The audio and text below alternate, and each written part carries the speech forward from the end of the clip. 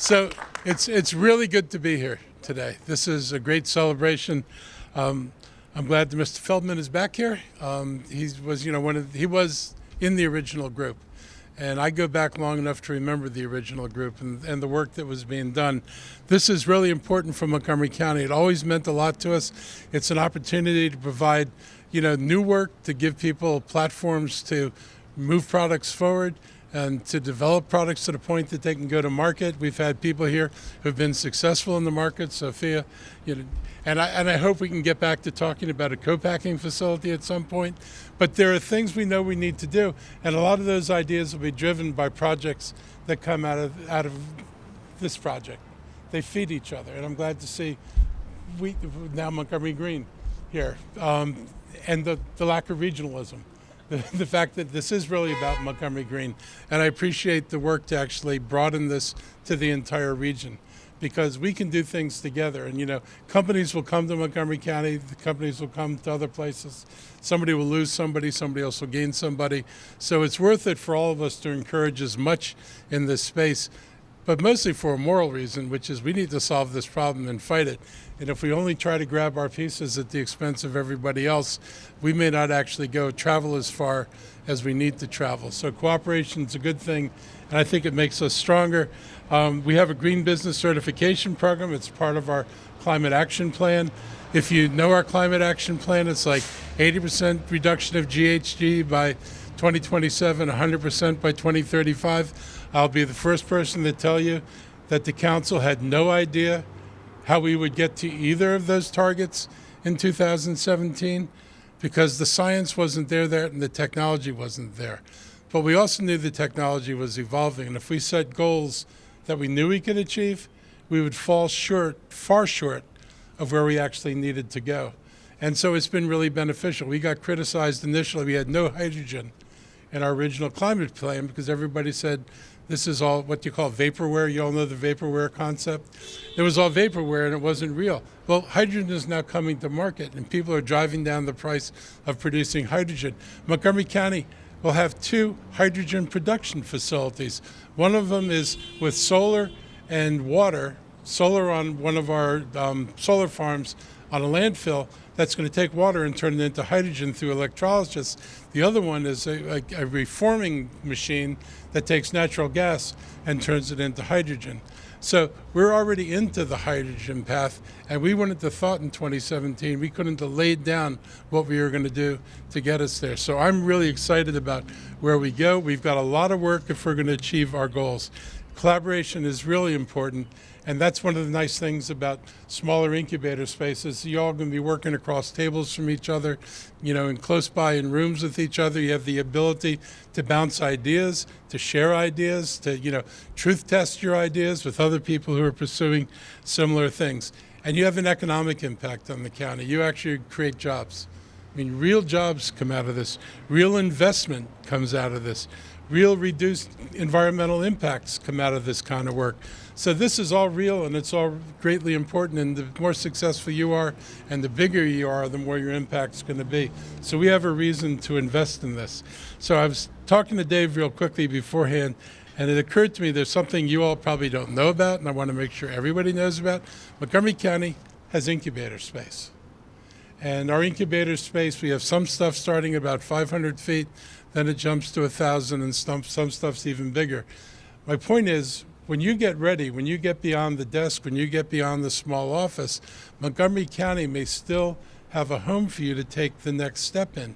You may not have to look for a larger commercial space or try to bite off more than you can chew. We'd like to be able to be there and to try to help build the second level of infrastructure so you can get into that infrastructure and continue to grow your companies. We just met yesterday with a company from India. They're doing agricultural work, not bio, not high tech. Basically, they're putting sensors in fields to detect insects, to detect weather, and to help farmers better manage their crops. They're going to start in shared space in one of our incubators. So we're here not just for the high tech and the bio stuff. We're here for people like you. And we want you to think about our resources as your resources. Our plans and our buildings as the next step for you to grow into. So this is an all-in effort. Somebody was asking, before, what fight do we fight? We fight them all. I mean, we will not defeat this monster if we pick and choose our fights, because they're all coming at us. I don't know whether it's, it's carbon, or whether it's, flooding that we're experiencing more frequently here, if it's raising temperatures, which are changing what crops can be grown. Every one of these things is coming at us. And if we're not willing to take on the whole of it, we will not succeed in achieving our climate goals. And the last thought I want to leave you with, because I do this to everybody, do not be confused. Government will not save us.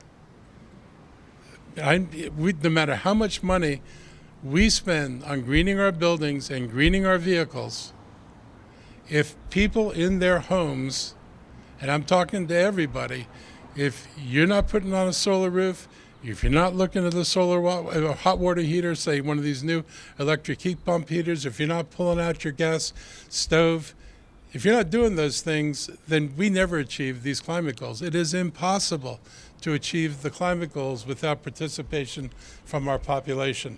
That's just the blunt truth of it. So I'm asking you to do this, and just so you know my commitment, I have solar panels on my roof. I have an electric car. I bought my first Leaf in 2013. I dealt with range anxiety and driving in turtle mode. And anybody knows what turtle mode is. It's really slow and it's very short. So I've done that. I have a charger in my house. This next week, I get a hot water heater that's a heat pump hot water heater, Energy Star, high efficiency, and I replace my gas stove with an electric induction stove that's Energy Star. I'm making all these changes myself because it's impossible to tell everybody else you need to do something if I'm not willing to suck it up and deal with it myself. So I'm going to do it. I want other people to do it. We are the best ambassadors. When we go out and try to convince people, if you've got a solar roof on your house, you are the best ambassador to your neighbors about why a solar roof works and why it makes economic sense. If you switch to a car, I would tell people, I had a Hyundai Elantra. I got pretty good miles, up around 39 miles per gallon. But when I added my gas bill and my car payment, even though my car payment for my Leaf was higher, my total bill was lower. People don't think about that. They don't, and so we've got to help people put this together. We could do all the ads we want. We know we deal with distrust of government and distrust of messages that look shiny and glistening, but you guys aren't shiny and glistening. You're somebody's neighbor, and if you're doing these things, you're the best representative in your community to help tell people that this works and we want you to be part of it. So I want you to stay part of this. I'm looking forward to Bethesda Green continuing to do everything that it does, and I'm excited about our future. I will say getting there is not going to be easy. But if it were easy, we'd be over and done with this by now. So we'll just do the work and do everything we can, and we will arrive. That I'm confident of. Thank you all very much.